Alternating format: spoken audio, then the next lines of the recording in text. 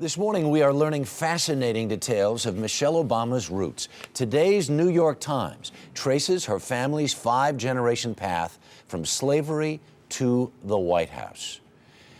We're joined this morning by genealogist Megan Smoleyak, who uncovered Mrs. Obama's family tree. Good morning. Good morning. This is almost like a mystery. We knew for certain that on her father's side of the family that traced back to slavery, but there were rumors about on her mother's side.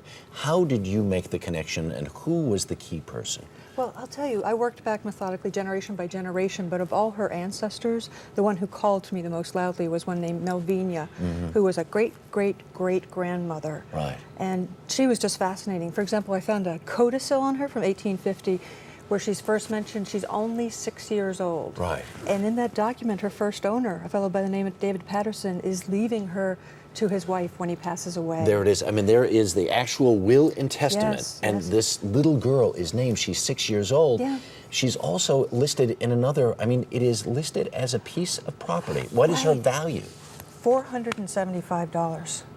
The fellow who owned her died 2 years later, and she was part of an inventory of his Right. estate, and she's listed as $475. So she goes from this bigger plantation then to a smaller Right. plantation. She got Right. sent to his daughter down in Georgia, and obviously that was against her will. Right. And so this is how she winds up with the Shields family. Because the daughter was married to a Shields. Right, Is right. it clear she had 4 children, correct? She had probably more children, but she had 4 children when she lived in this particular place. Okay. Yeah.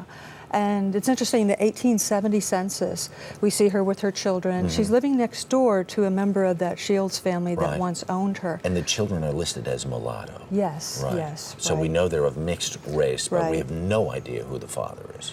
No, I mean, you can guess, the first good guess would be somebody from the Shields family, but we don't know that. One of her children is named Dolphus. Yes, Right. yes, yes. And this guy ends up owning property, having a business, and is a somewhat prominent member of the community in Birmingham, Alabama. Yeah, he was born in Georgia, but he moved to Birmingham. He opened his own carpentry shop. Right. He owned his own home by 1900, which Right. back then, put it in context, very few people owned their own homes. Phenomenal distance Yeah. he traveled, and on the day he dies, Right. in the early 1950s, his funeral notice is listed on the front page of the Black Birmingham, Alabama newspaper on the same day that desegregation, or we should say rules against Jim Crow laws, Right, were right. ruled illegal by the Supreme Court. Astonishing. He was born into slavery. He lives long enough to see the baby steps of desegregation. And what's more startling, if you think about it, is a descendant of his who was born only 14 years later would wind up in the White House. In the White House. And so Yeah. Dolphus was Michelle Obama's great grandfather. Absolutely, yes. There you go.